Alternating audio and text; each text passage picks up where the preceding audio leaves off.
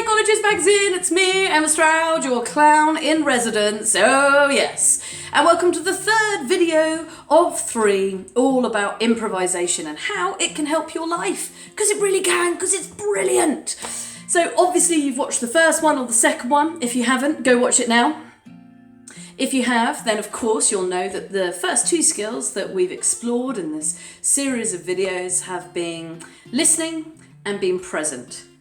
The final skill that I'm going to share with you in terms of the improv videos is this very beautiful thing. It's a really beautiful thing, and it's called have a yes and attitude versus a yes but.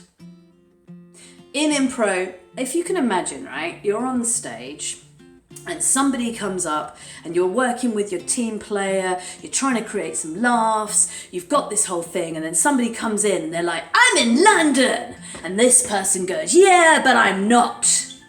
It's not a great scene, because instantly, from an improv perspective, it's called blocking, which I'm demonstrating by clapping as opposed to doing that. That's blocking, see what I've done there? And so this whole thing about not accepting the offers that somebody gives happens in life, right? You, I would imagine, because you're brilliant and you're watching this, will probably be a yes and person 85% of the time. But because you're a human being, there will be certain people, certain situations where you become a yes but person. How do you feel when somebody yes buts you? It doesn't feel great.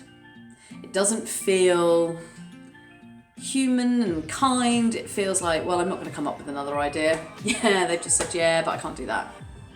Doesn't feel great. The energy goes flat. Everything sort of goes, yeah. And even as I'm saying this, I can feel my whole body is going, yeah, but... And I don't need to be any shorter, which is what it was making me do. So when you're in those situations, I just want you just to start to observe, who is it and when is it do you develop into a yes but?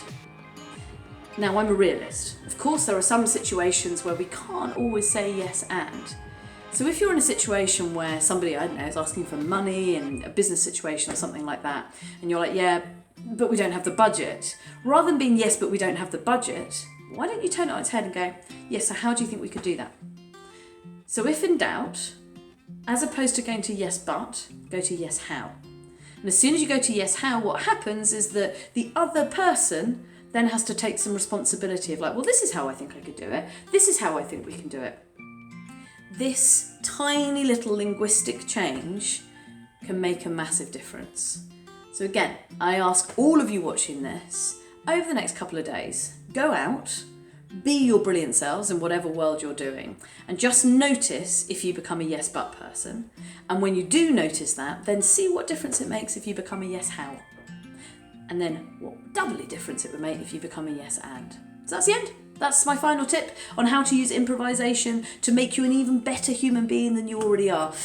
Do let me know how this helps, what problems you have with it, how it makes you even better, etc, etc. And if you want to find out more about me, your clown in residence, then follow me on Instagram, Emma Stroud, LDN. That's Emma Stroud, LDN, and I'd love to have you on there and love to interact with you some more. All right, have a very good day. Bye-bye.